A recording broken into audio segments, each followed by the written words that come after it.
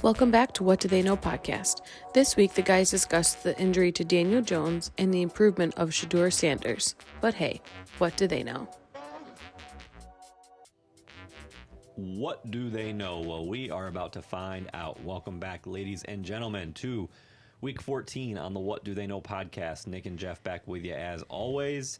Lots to go over this week. Lots of headlines, lots of great games, lots of interesting outcomes to go over. But first, our weekly check-in. Sir, how are you? I'm doing well. Every day it's better. I'm closer every day to my vacation. Yep. I am off for 3 weeks. I'm ready mentally. I can't even fathom that, a 3-week vacation. Well, I'm about to live it. Yeah. It's going to be very joyous. Good. You know? Well, Awesome. yeah, I'll see you out there. Yeah, we're both Jeff's going to Arizona for 3 weeks. We're going for 1 week for the week of Christmas, so we will meet up there, watch some football. Actually, ironically enough, the week that we're there, the Jets and Saints play each other. That's fate right there. It is. It That really definitely is. fate. So The worst game of all. Before the schedule came out, we talked about going to New Orleans for the game. This is the next best thing. Yeah. So we will be together the Sunday before Christmas, actually, in Arizona with my dad, of course, watching the game. That's going to be a high impact game as far as the draft order is concerned. Absolutely. We're both, what, High 3-11 stakes. now? High stakes. High stakes. Jets are 3-10. 3-10. Yeah. We're both 3-10 then. Yep. But all right, let's jump into it. I'm going to kick it off this week. Perfect. I think the story of the week for me, and I feel so bad for this player and this team, is Daniel Jones and his injury with the Colts. So you got to give him a lot of credit. You also got to kind of question the training staff and the coach and everybody who thought it was okay to put him out there. Maybe one didn't have anything to do with the other, but for those who are playing catch up, Jones has been playing the last several weeks with a fracture in his left, what is it, fibula? Fibula. So basically a fracture in his leg. And he's been gutting it out, playing. I mean, really no signs of an injury that I saw. Like, you never saw clips of him hobbling or anything. Still taking off and scrambling. And then yesterday he came up, he was, dropped back to throw, and literally, like, as he threw it, just fell. And his right leg kind of went limp, and he did the thing that guys always do. He looks back at his foot and grabs that specific spot in his Achilles, and I mean, you just knew right away that he was done. Damn. You could see the emotion slamming the helmet, and so they confirmed today torn Achilles, and so he's going to be out. Obviously for the rest of this year. The timeline I keep seeing for him potentially coming back next year is sometime in November ish. So I mean, it couldn't be a worse scenario for him, and it couldn't be a worse scenario for the Colts. Yeah. So, Daniel Jones is a free agent. He signed a 1-year deal with the Colts. Are they going to want to sign him knowing he's not going to be good till November? I don't know, right? And then from the Colts' perspective, they just leveraged their future really. By trading for Sauce Gardner, giving up their next 2 first-round picks. So now they can't even go explore a quarterback because they don't have a first-round pick. Right. For the next 2 years. And everybody said, like, when they did that, okay, this is a sign that they're all in on Daniel Jones. And now, I mean, what do you do if you're the Colts? I feel like they could not be in a worse spot, not only for this year, because they're already spiraling. They've lost 4 or 5. I'll read off their remaining schedule in a bit. It's absolutely brutal. And then now, from Jones, like, what do you do, man? Is anybody going to want to sign him? It's almost like you have to sign him to a 2-year deal, knowing that next year's a wash. I don't know what teams are going to want to do that. And I feel like it went from being an absolute sure thing that he was going to get a big money extension in Indy to now. I mean, the future could not be more up in the air for the Colts and for him. Yeah. In Daniel Jones' perspective, this is the worst timing possible. You're having a career year. You finally found a system that works for you. A head coach that's building the system around you. A running back like Jonathan Taylor, an offensive line that the Colts have. All the pieces were there for Daniel Jones to succeed. Obviously, this is something a free. It's one of those non-contact injuries where no one's at fault. There's nothing really specifically in the play that you can change. Did that fractured fibula hamper put a little bit extra pressure on that other leg that he tore his Achilles? Maybe, perhaps. What the extent of that fracture? Who knows what it was, to be honest with you. But Daniel Jones has proven himself this year to me. He's a warrior. He's going out there for his team. And I'm pretty sure Indy wanted to sign him long term. I agree with that 100%. All signs pointed to that. You're probably, if you're Indy, you're probably gonna have to take a stab in the dark and try to sign another 1-year bargain bin sort of free agent quarterback at this point. As you said, their next 2 first-round picks are belonging to the Jets. So I think it's going to be kind of like a bridge gap, and you do sign Daniel Jones to a 2-year deal just to see what he's going to respond to in 27. It's a terrible situation all around because Indy looked like they were actually piecing it together with Shane Steichen and that entire offense. In the first half of the season, he was my coach of the year. Yeah. And now I even heard today people saying, like, if they lose, let's just say they lose out and they finish losing, 8 of 9 or whatever it is Steichen and the GM, are they back next year? So it's like a complete collapse. Yeah, it's a 180. It's completely. And to me, they for sure do. I think they've earned the benefit of the doubt with the start they've had. But yeah, everything just seems to have fallen apart all around him, and it's fallen down quick. But yeah, Daniel Jones, I feel like is the man for the job for Shane Steichen. I feel like they're going to be a tag team for a while. It's just going to be see how Daniel Jones responds from that injury. That obviously losing your Achilles and having that repaired, you don't ever really come back the same. Daniel Jones, thankfully, is more of a pocket passer than I would probably think of him as a runner, even though he does have some wheels on him. That's for sure. He'll definitely take off from the pocket and make some runs. But to me, Daniel Jones has always been that pocket passer, especially this year with Indy. So to me, I still think they're a match. I'm not sure if there's going to be any other team who's going to offer him a multi-year contract. To be honest with you, I'd be very surprised. And if it is a multi-year contract, I don't think it's going to have the value that maybe Indy's going to offer him. So there's that sort of leverage there. To me, it's just bad timing. Just bad peripherals all around. But to me, I still think you stick with the plan of Daniel Jones being your quarterback end of next year and see how he looks in 27. But I think someone like Jameis Winston, Mac Jones, someone just a 1-year stopgap. Yeah.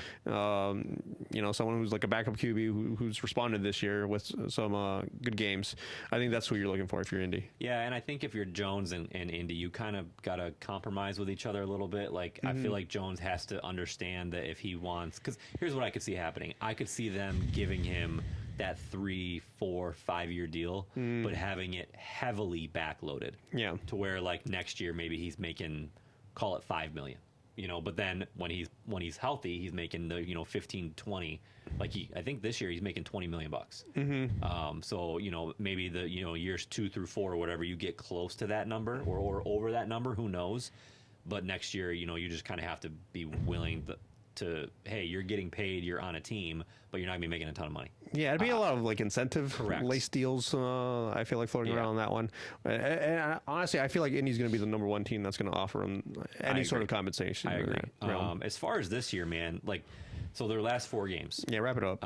At Seattle, 49ers, Jags, Texans. It's brutal. They literally could lose the next 4 games. So obviously no Daniel Jones. They got no Anthony Richardson. He's on IR with an orbital bone fracture, which I didn't realize it was a full season injury when it happened. But apparently, dude can't see, you can't play football. So, and then Riley Leonard, who came in yesterday, and actually, he didn't light the world on fire, but he was okay. Yeah, he doesn't look overwhelmed. Correct.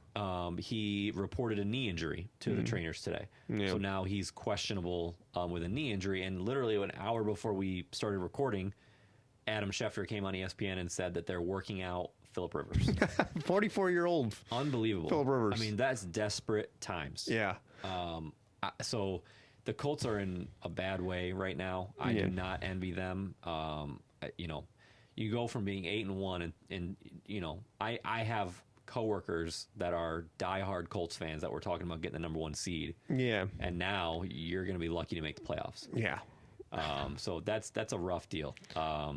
As a Jet fan, I by no means am happy ever when anybody gets injured or, you know, is out for the season or whatever. Right. But now, as of right now, they have 2 picks in the top 18, and that probably is only going to get better as they more than likely continue to lose. Yeah, 8-9, 9-8. That's probably like a top 13 pick right there. So it's getting better and better as a Jet fan. Again, didn't want that for Jones. Was never rooting for anybody to get injured, but it's starting to shape up even better than what we expected, because I expected that pick to be like 25-30. Yeah, based on where they were when they made the trade. When they made the trade, guaranteed playoffs position and at now that point. It's gosh, it could get really good from a Jet perspective. So right, we'll see what happens there. Bad week for Indianapolis. Yeah. And then my next one is the Bills, Buffalo Bills. I feel like this may be dramatic to say, but I feel like they kind of saved their season yesterday.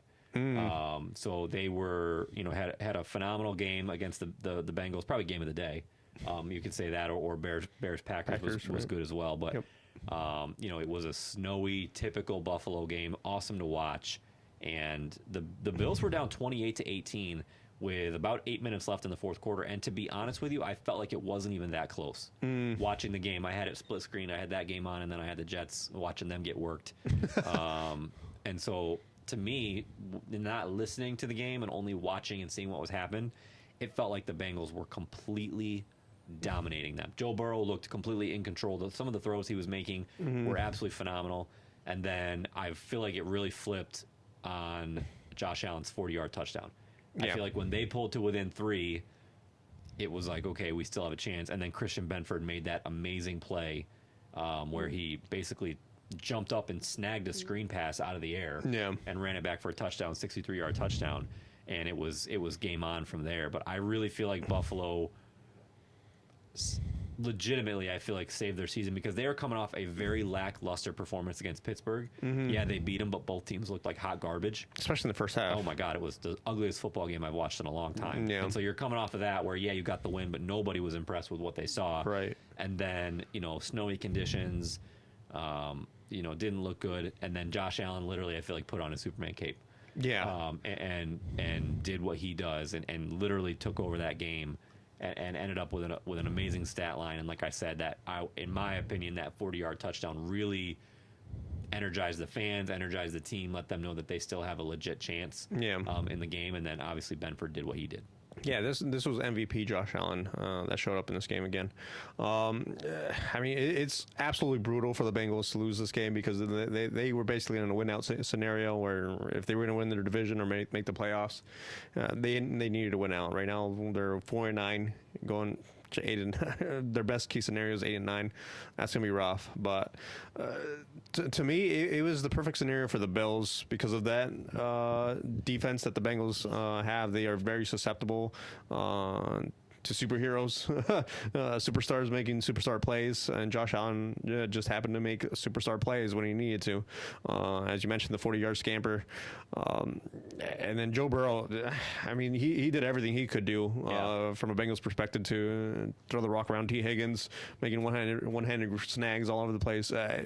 It was everything the Bengals wanted, and then all of a sudden it just got away from him in the fourth quarter, unfortunately. But yeah, the Bills, I mean, to have any shot at the division, yes, they needed this game. For playoff seeding, I mean, there's a lot of teams there in the hunt in the AFC. There's a lot of mix there, but and this definitely helps them. I think they're the 5th seed right now. Yeah, the 5th seed, top wild card team. Yep. I mean, for me, the Bills, I wouldn't say it was a must win for them to save their season, but for the rally of the fans and to show that Josh Allen hasn't lost a step or anything, and he can still win a game for you.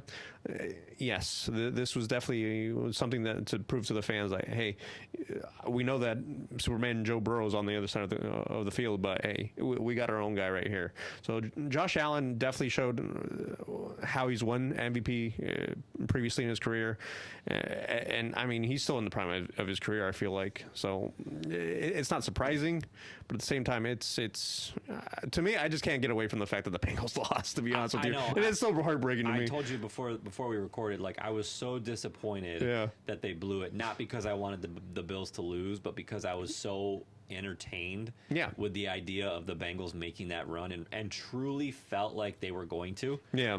I truly felt like the division was theirs. Yeah. There's number one for Hampton. Yes, on his way to 36, right? To not do anything. On his way to 36 points. I need him to not do anything. That's not good for me. We're gonna break him in by giving him 6 touchdowns today, boys. Okay. Ease him back into the format. I am so close to making the playoffs in one of my leagues, as long as Amarion Hampton and the Chargers doesn't go balls to the wall and score like 36 fantasy points, but he just that was a catch too. That's an extra point. Shut up. You shut your mouth.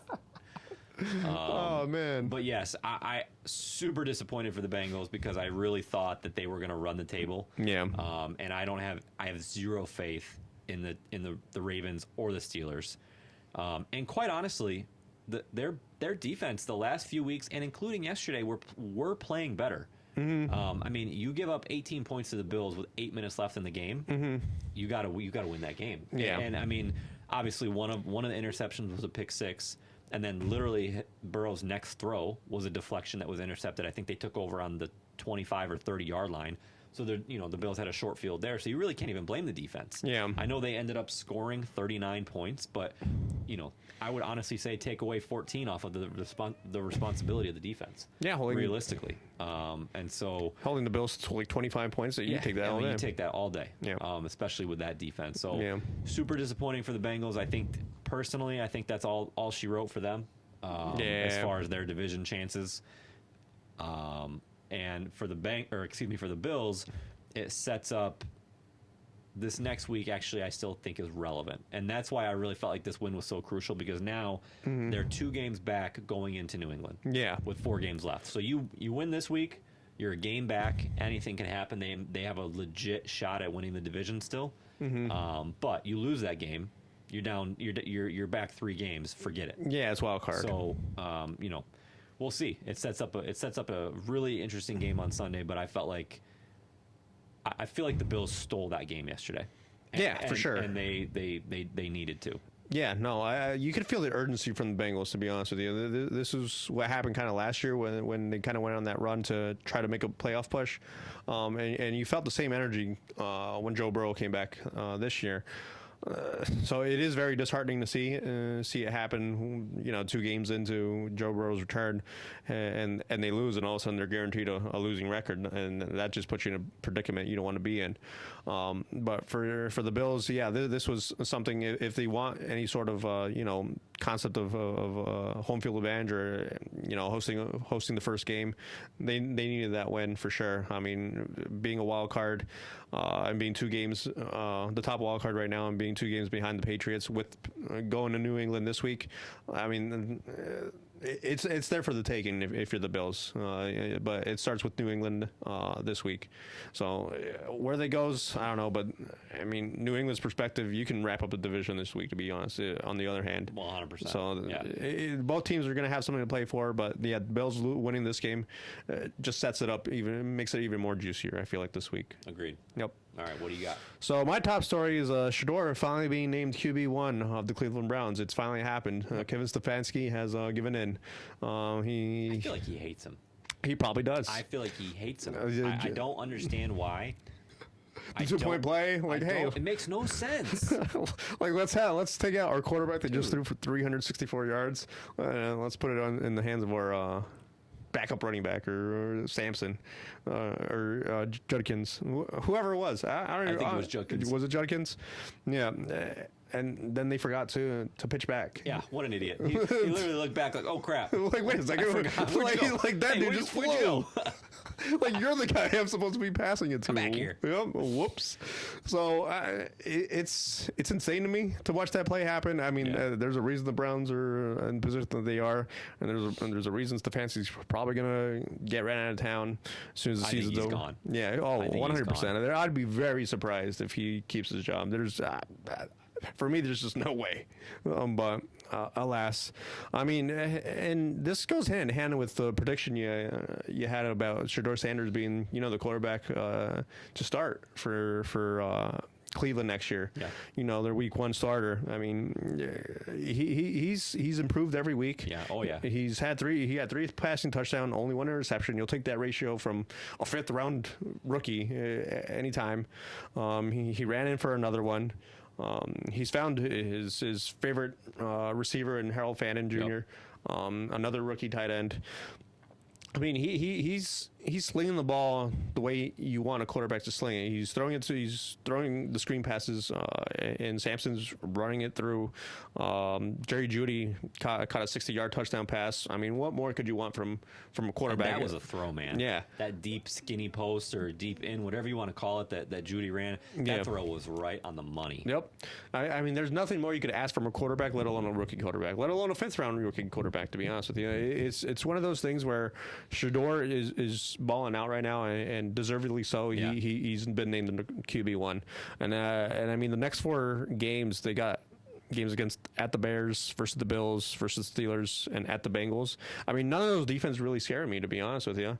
And so this is all setting up for Shedeur Sanders to throw the ball a lot more, especially with some of these offenses like the Bengals, the Bills, and the Bears, where you might have to put up 50 pass attempts, and it's going to be on Shedeur Sanders' arm to kind of try to lead the charge for the Browns to steal a game here and there. But for me, I think he has all the opportunity to really have an impressive rookie season and to really solidify what the Browns are going to do come draft time, which I don't think it's going to be a quarterback, to be honest with you. So I'm heavily involved, or I shouldn't say involved. I keep an eye on the Twitter fan pages of all the teams that have the high draft picks, and obviously the talk on Jets Twitter right now is who's going to be in front of them, and are they going to take a QB? And I was talking to somebody today on Twitter, and I said, between the way that Shedeur Sanders is playing and the fact that they already announced, Adam Schefter said that Deshaun Watson will be on the team next year. Mm-hmm. They restructured so that he is going to be back. I think it's becoming less and less likely that they take a QB in the first round, especially if they have top 2, 3 pick, whatever it ends up being. Right. So I do think that he's, and to your point, I said it a couple weeks ago, that I do think that he's going to play his way into having a legit chance to start next year. Yeah.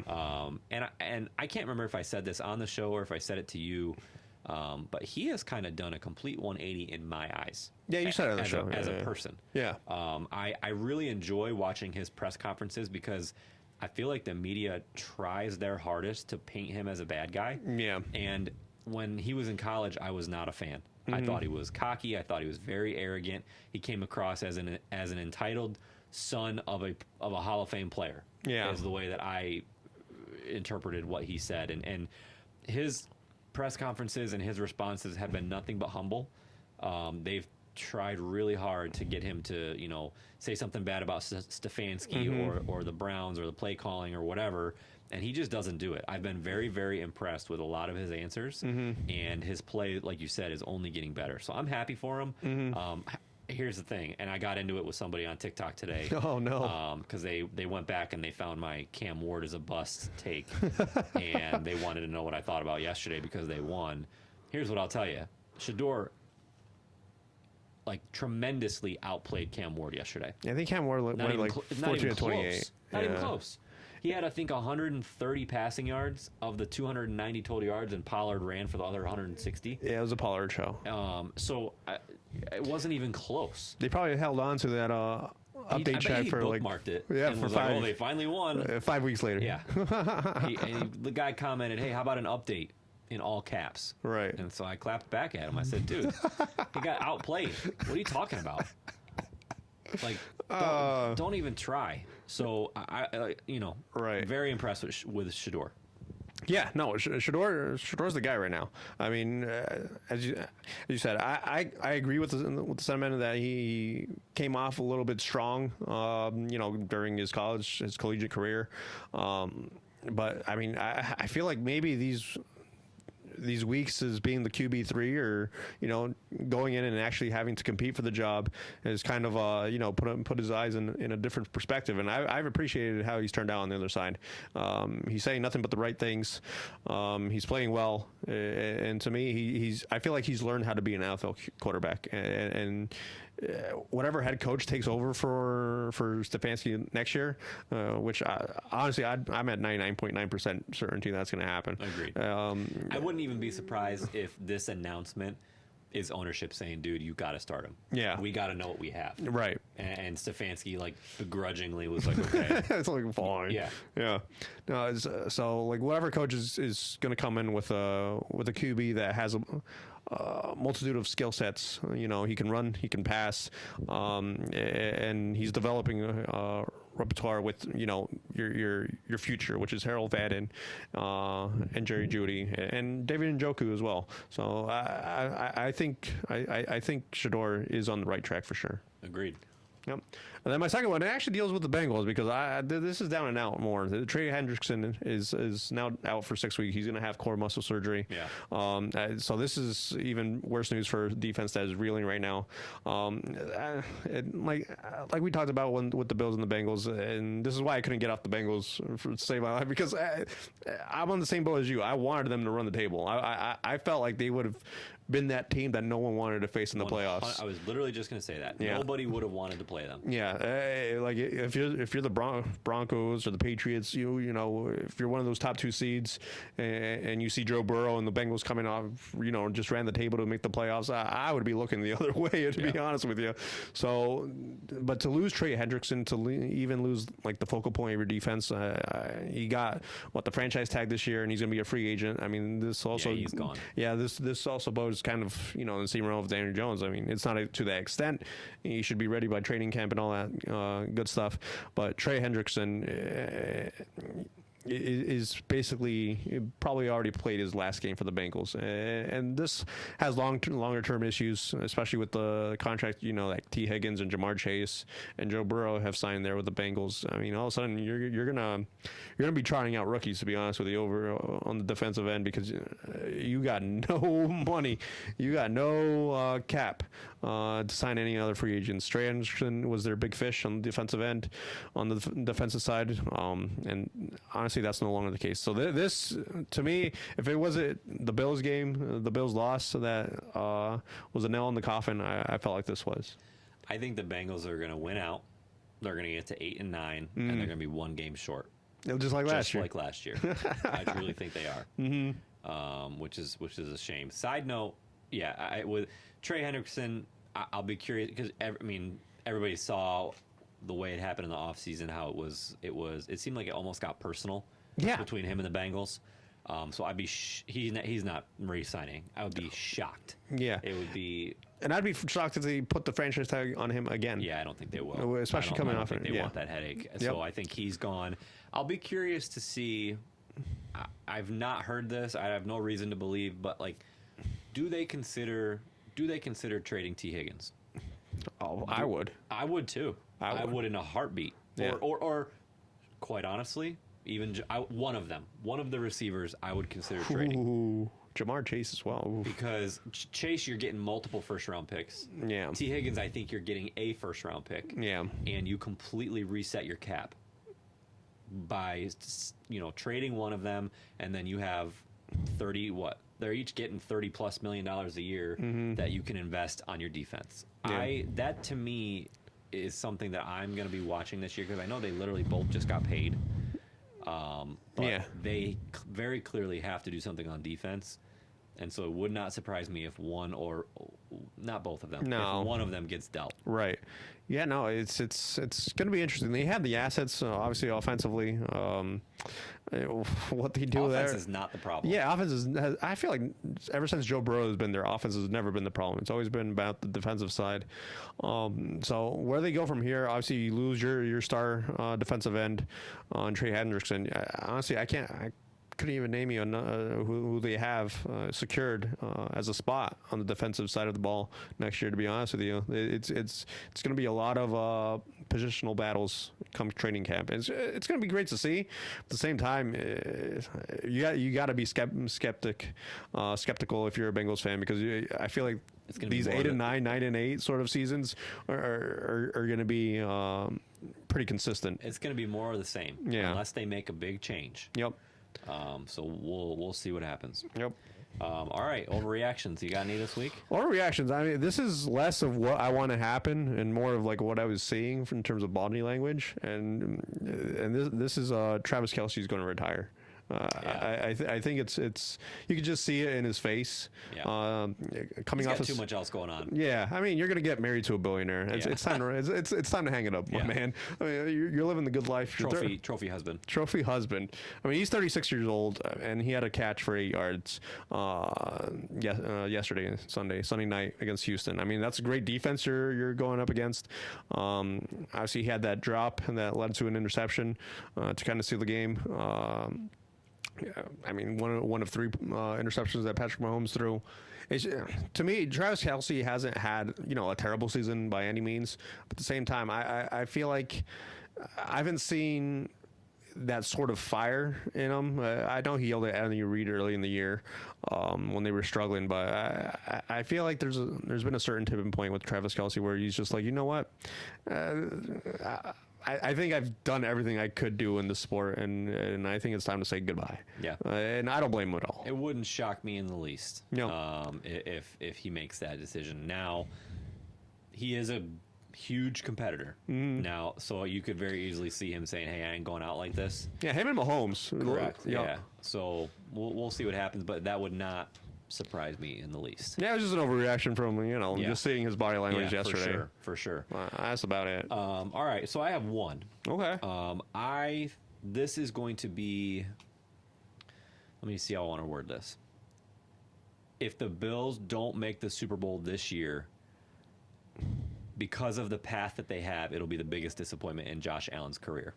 Because of the path that they have. So hear me out. Mm-hmm. Who has he played almost every year? A combination of Joe Burrow, Lamar Jackson, Patrick Mahomes, right? As of right now, none of them are going to be in the playoffs. Right. So that's what I mean by the path. He is going to be playing young, unestablished quarterbacks. Obviously, he doesn't play them. He plays the defense, blah, blah, blah. I get that, right? Right. But as far as who's on the other side, who he has to worry about, he's going to be going up against guys like Drake May, Bo Nix, Trevor Lawrence, C.J. Stroud. He's going to be Can they veteran. keep up with you? Correct. If you're Josh Allen, can they keep up with Correct. you? Yeah. And so I know odds are they're going to have to go on the road and win 3 games, but as far as just the stars that he has had to play in the past, it's no contest. Yeah. It's no contest. This should be on paper the easiest path to the Super Bowl for the Bills this year.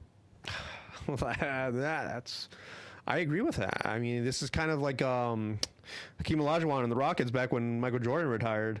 Obviously, Michael Jordan, I'm referring to as Patrick Mahomes, but Patrick Mahomes isn't going to make the playoffs probably this year, and so that's your Michael Jordan right there. That's someone you don't have to worry about.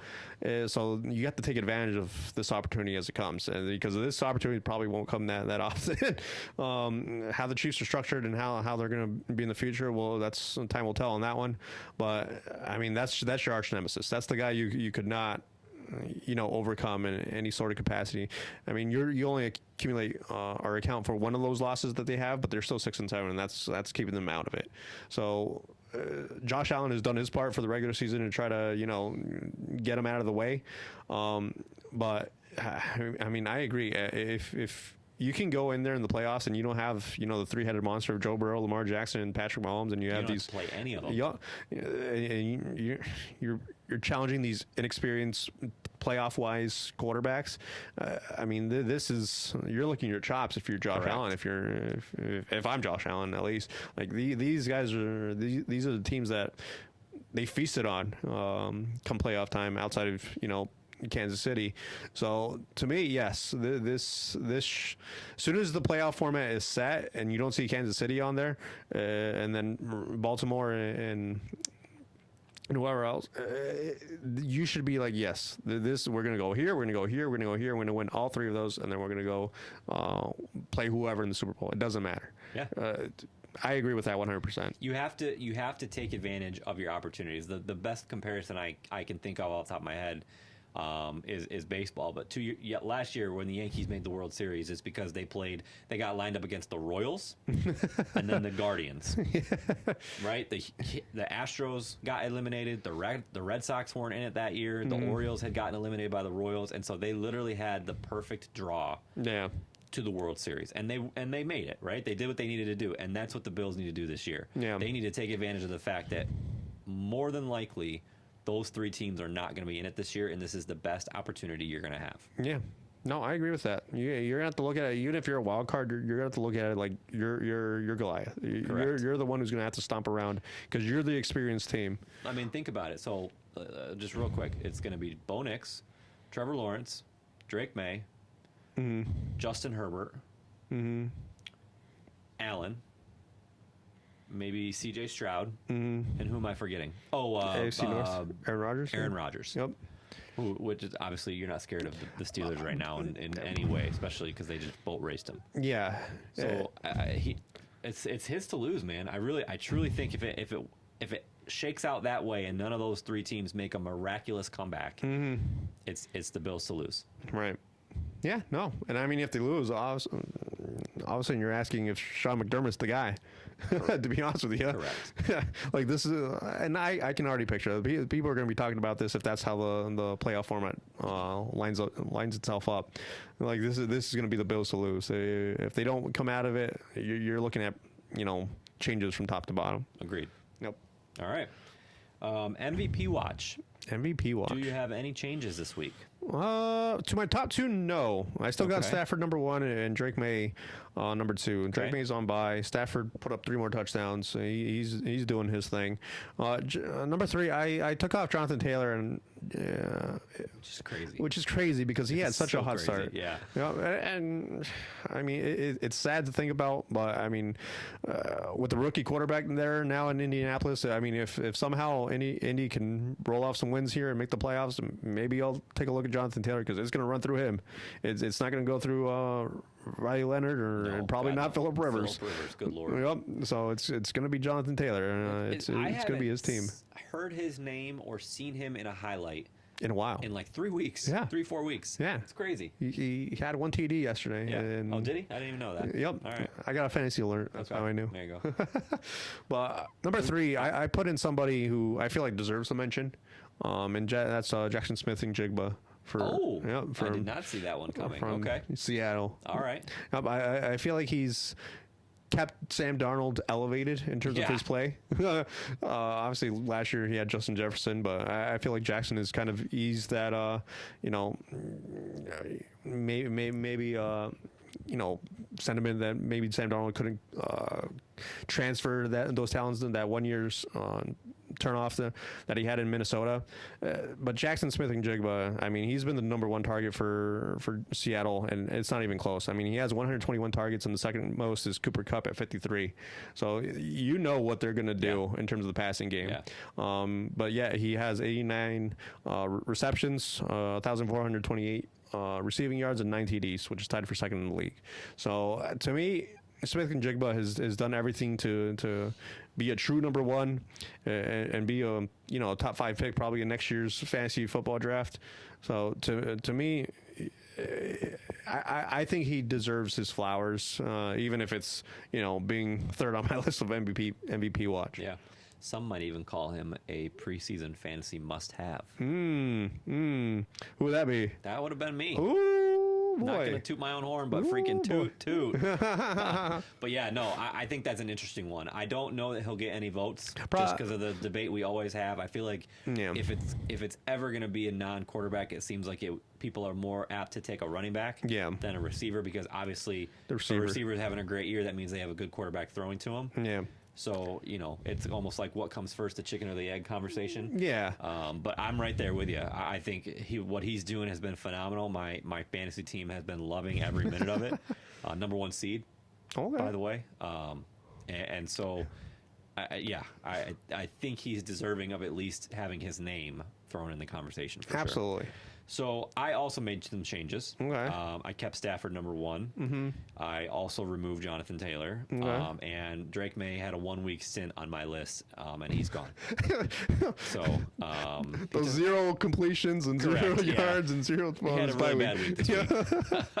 Take a bye week and you get thrown off my MVP watch list. So number 2, this is who I thought you were going with. Okay. Jordan Love. Jordan Love. So he's quietly, maybe not so quietly if you're a Packers fan or an NFC fan, but the last 2 weeks especially, Thanksgiving against Detroit, yesterday against their biggest division opponent in the Bears. Yeah. Having great games. His stat line yesterday: 17 of 25, 234, 3 touchdowns, 1 interception. He had a 120 rating. And Christian Watson coming back for him has been a revelation. Yeah. It seems like the Packer offense now runs through those two, Watson and Jordan Love. Mm-hmm. He's been making all the throws. I don't have the numbers in front of me, but I know I saw it this morning. His numbers, what he did yesterday against the blitz from Chicago was like, I want to say it was like 18 for 21. Ooh. Like just stupid numbers against the blitz. So they threw a ton of pressure at him. It didn't matter.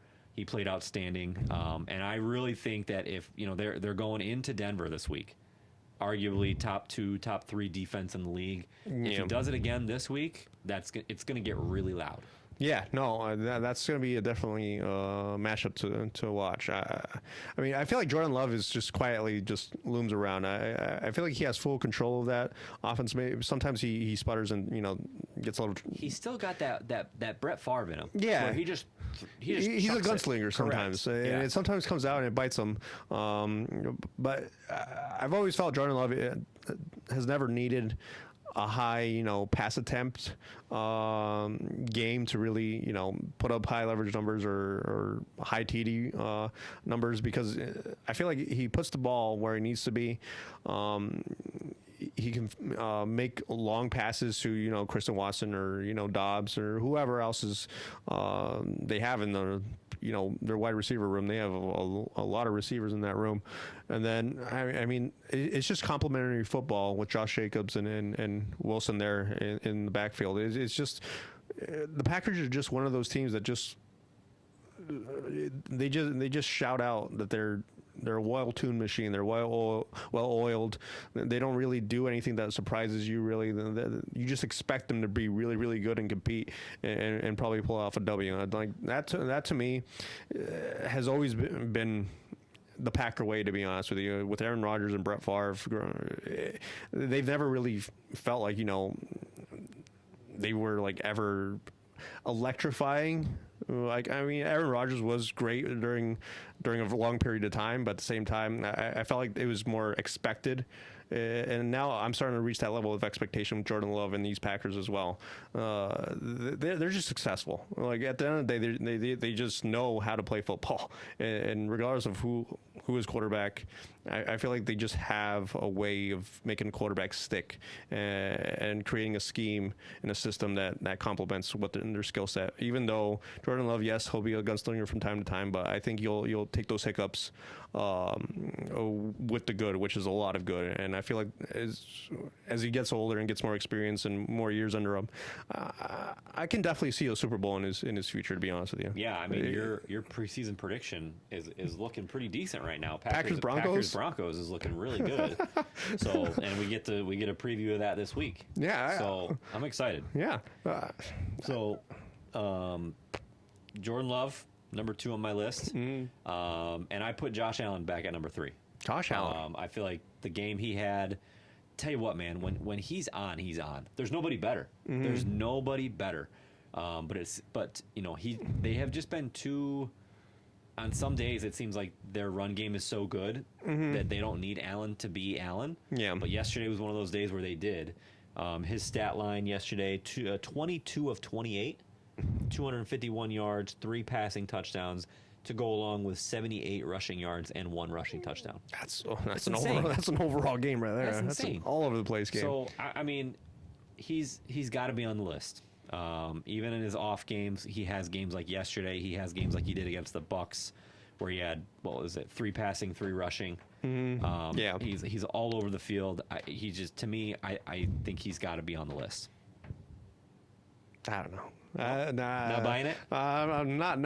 I feel like the losses they've had have just exposed the limitations on the Bills' offense, to be honest with you. And yes, Josh Allen is that caliber player. But the problem is, man, if you don't have any sort of receivers to even complement your skill set, it just makes you look terrible. Because as a quarterback, you're not going to run 50 times as a quarterback and show off your legs. I just feel like the rest of the talent around him kind of hampers his MVP case, which I know isn't how you're supposed to look at it, but at the same time, everyone does complement each other. And Josh Allen, I don't know. Sometimes it just feels like he if the receivers don't have any space and the defensive line is like Adam and not giving him any space to scramble, he starts getting into trouble. And I feel like it's those games where he's kind of susceptible of maybe trying to force the ball a little bit more than you'd want to, and maybe throwing a not wise pass, I suppose. So it is what it is. I think he's a phenomenal player. Yeah. I think he's a top 2 quarterback in the league, if not, and he's probably not number 2, to be honest with you. Yeah. So to me, he's great. It's just one of those things where I feel like these other guys have kind of established themselves as, this is my career year, especially for Stafford. It's just so curious to me, and that's why I absolutely love this debate. Because literally, as you're sitting there talking, I've had Stafford number 1 on my list all year, since people started really talking about MVP this year. But as I'm sitting here thinking about it, and you're talking, and you're shaking your head, who's more valuable to their team than Josh Allen? Who's more valuable to their team than Josh Allen? I would say nobody. Okay. Maybe Patrick Mahomes. Yeah. Right? Patrick Mahomes, best player of the game. Call him the equivalent of Michael Jordan. I'm on board with that. Yeah. Maybe he's the only one. Yeah. Which that contradicts what I've always said about MVP and having Stafford first. Stafford is having a better season. Yeah. Hands down, no question about it. But is he more valuable to his team than Josh Allen is to the Bills? I don't know. I don't think so. So I'm contradicting myself big time right now. Yeah, I mean, it's a debate to go on, and this is where the overall records kind of. I mean, you don't want to highlight it because it's obviously a team game, and your defense plays a big part of it. I mean, your defense is half of your team, but I mean, Stafford has 35 TDs to 4 interceptions. That's not putting your team in a predicament that says, hey, you got a short field, now you got to go out there and defend my mistakes. Obviously, I don't have the numbers in terms of what the turnover ratio is with Josh Allen, but I feel like he has a lot more than 4 interceptions or 4 turnovers overall, to be honest with you. So putting your defense in certain situations that puts you as a 9-4 team. Yes, I understand. I agree with you. He should definitely be in the conversation. Well, but to me, whether he oversteps, Drake May and Matthew Stafford, I'm not there yet. Maybe if he ends up winning the division, or maybe this week, it's going to get loud. Absolutely, if they win in New England. Yeah, it's going to get loud. I would probably put him over Drake May if that happens, to be honest with you. Definitely. Okay. Yep. Awesome. You heard it here first, people. All right. Power rankings. I have a little bit of a curveball in here, so I'll let you go first. I don't. So I'll tell you that right now. Okay. all 5 of my teams won last week, except Really? except the Pats because they were on I bye. think that happened to me. Bears. I guess only the Bears lost for me because the Pats were on bye. Yeah. So, all right. Yeah, I had the Pats number 1, Rams, Broncos, Seahawks, Packers, and they all won, so I kept them all the same. Okay, I was like, you know fair what? enough. Whatever. Easy peasy. So my top 2 stayed the same: Seattle and the Rams. Yeah. They both won. A couple new additions. Ooh. So just destroying the Patriots. They fell off on bye again. So Drake May. Get him out of here. Why'd you win? Drake May fell off my MVP list on his bye week. He's off golf and he fell off my MVP list. Didn't impress me. The Patriots Get him fell outta off here. my power rankings. Oh, Get him my out of here. So at number 3, I put the team that we just spent some time talking about, the Green Bay Packers. Okay. I feel like they are just quietly going about their business. Nobody's really talking about them. And they're, what are they, 9-3-1 or 10-3-1, something like that. 9-3-1, I believe. And just have been a very quiet, consistent team. So they're number 3. The Broncos, I kept it, they're still up there at number 4. Number 5, and this is more about, I think, a team that's just right now how they're playing. Okay. The Houston Texans. The Texans. So they've won 5 in a row, haven't they? They've won 5 in a row, and they've knocked off teams with, mind you, they won 3 with their backup quarterback. Yeah. They knocked off the Bills. Who'd they play last week? They knocked off the Colts. They just knocked off Kansas City in Kansas City. Their defense is the best defense in the league. Stamp it. They have the best defense. And so I think the Texans are a team that right now I think they're on the outside looking in. I think they're the 8th seed. But, dude, get them in the playoffs. And if C.J. Stroud can just have an adequate game, he just needs to be average. Their defense is going to win them almost every game. Yeah. So I love everything about the Texans right now.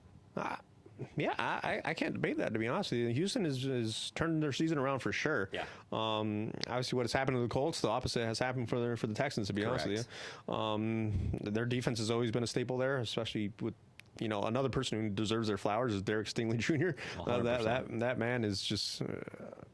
D'Amico Ryans. Yeah, D'Amico Ryans deserves his flowers. I mean, overall, they have a lot of quiet veteran leadership there that doesn't stick out and is going to make headlines for saying or doing anything. But overall, they just go in and get the job done. I like Houston. I honestly. The rookie season C.J. Stroud had, I would have imagined they would be fighting for the number 1 seed for years to come, to be honest with you. Unfortunately, it hasn't panned out that way, but Houston has always had that certain flavor to them. I like them. Yeah, and I mean, you remember weeks 2 through 4 or whatever, we were sitting here every week saying, what is going on with Houston? Yeah. And their offense especially. Yeah, and they've completely figured it out. Yeah. So I'm really high in the Texans right now. Perfect. All right, we will wrap up as we always do with our picks. I finally came back to reality, and I went 1-2 again this back to the week. mean. So the one that I got correct, Seattle more than covered their 7.5 over Atlanta. Yeah. Which was questionable at halftime. They were tied. But so I got that one right. But the Cowboys let me down. I took them +3 over Detroit. Which didn't happen, and then our game of the week, I took the Bears over the Packers. Yeah, which didn't happen. Sorry. Yep. Well, I went 2-1, so status quo. Yep. Home 2-1. 2-1 home. Broncos over the Raiders was my lock. Raiders had a game-losing field goal to end the game. Conspiracy theory there, it's a conspiracy. Golly. Terrible. How does that happen? Makes it hard for me to defend the whole NFL isn't rigged thing when stuff like that happens. Yeah, because the spread was. What are you doing, dude? Yeah, the spread was 7.5. You're down 10 and you're kicking a field goal with 3 seconds left? Yeah. What's going on? Your kicker needs some work or what? It's ridiculous. They cashed the cover and the over with that kick. Yeah, he could have been. Well, maybe when they look back at the season, be like, we were competitive against the Broncos. It was a one-score game. Yeah. Oh boy, but yeah, that cost me my lock. It is what it is, I guess. My upset: Texans over the Chiefs. Called that one. Game of the week: Packers over the Bears. Okay, call that one. All right. So we are doing 2 games of the week this week. Yep. But I'll go over my other picks first. So my lock. I'm taking the Bucks -4.5 over the Falcons. I know the Bucks were less than impressive this week, but they are getting help. They lost. They did. Saints. They lost to your Saints. Packers suck. And so, they were less than impressive, but they're coming off. They have a short week, short memory, and they're getting Mike Evans back, Tristan Wirfs back, and their other young receiver who I'm blanking on.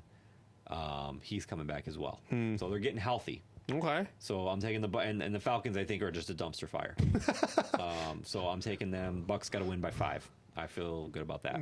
Confident. My upset, I didn't, I'll be honest, I didn't really love any of the upsets this week. Yeah. And this one, I feel like, is the only realistic option that was left. And I'm taking the Chargers +4.5 over the Chiefs. Okay. So don't love that, especially if Herbert is a shell of himself with a broken hand. Well, I mean, he has a touchdown pass right now. Yeah, so I mean, they're fine, but so that's my upset. And then game of the week. So one is Buffalo at New England. Yeah. And the other one is the Packers at the Broncos. Okay. I'm taking both road teams. So you're taking the Bills and the Packers. Correct. That should be fun. This should be fun. You take the two opposite teams? I did take the two opposite teams. Love it. I took the two home teams, the Patriots and the Broncos. Love it. I mean, I was literally sitting here before we started filming for like 5 minutes, just like going back and forth in terms of what could happen, and I was not sold on any outcome. I think both of them are going to be highly competitive. I think it's going to come down to who has the ball last sort of games. The Patriots Bills has the last game-winning field goal written all over it, to be honest with you. I just cannot see the Bills losing both twice. Games to New England. I can't foresee that. If it was in Buffalo, if the games were vice versa, but like I look back at their Week 5 game and I think, like, what's the difference between these two teams since then? I don't know. Yeah. I don't think there's any difference from these two teams since Week 5. Besides Drake May. I was just going to say, you can make an argument that Drake May is actually playing better. Yeah, Drake May is being better. And so that was more like the tipping scale for me, to be honest with you. I don't know. Maybe Josh Allen will find another, have another superhero game. But I feel like because I feel like the Patriots are just prepared for that, though. Yeah. They've seen enough of that. Bye too. Yep. And then the Broncos and the Packers. This has another game where it's just going to come down to a last-second field goal or something. And I feel like the Broncos have shown enough to win those games pretty consistently. Okay, love it. Yep. This will be interesting, he says. This will be interesting. Yep. And then, but going back to my lock and my upset, my lock Niners over the Titans. That's a 12.5 point spread. Oof. It's very high. I didn't like any of the spreads. Yeah. But honestly, if anyone's going to shut down Cam Ward and really ball out like Christian McCaffrey or something, I feel like the Niners have enough in the tank defensively to really, pressure Cam Ward and really hold that Titans offense to 10 points or less. Okay. And then my upset, Bengals over the Ravens. Yeah, that one, I'm 100% agree. Yeah, and then, the Ravens What's the spread there? 2.5 in favor of the Ravens. Interesting. Yep. So this is, in terms of the Bengals, if you're Joe Burrow, you don't think you're out yet, even though it's the writing's on the wall almost. But you're going to do everything you can to really try to make that push. So, and the Ravens have been reeling for what, 3-4 weeks now. Yeah. It's been sad to see. Yep. So that's it for me. All right. So 4 games to choose from next week. Yep. We'll see how it goes. Jeff will be traveling next week. Yes. So we're going to figure out what we're going to do, or if we're going to take a break, or what's going to happen. But more to come there. Yeah. So we wish you, obviously, an awesome trip. We will be back together in Arizona in some form or fashion in a few weeks. Yeah, we'll post some pictures or something. Yeah, for sure. Watching the Saints and Jets game. Stinker of a game. It's a stinker. 3-10 and 3-10. By then, who knows? It'll be 3-12 or something. I don't know. No, we're both gonna run the table. Yeah. All right. But all right, that'll do it for us this week. Hope you guys enjoyed, and we'll talk to you soon. Yeah. See you guys. We want to hear from you. Stir up some conversation or controversy and reach out to us on our social media platforms to add to the weekly conversations.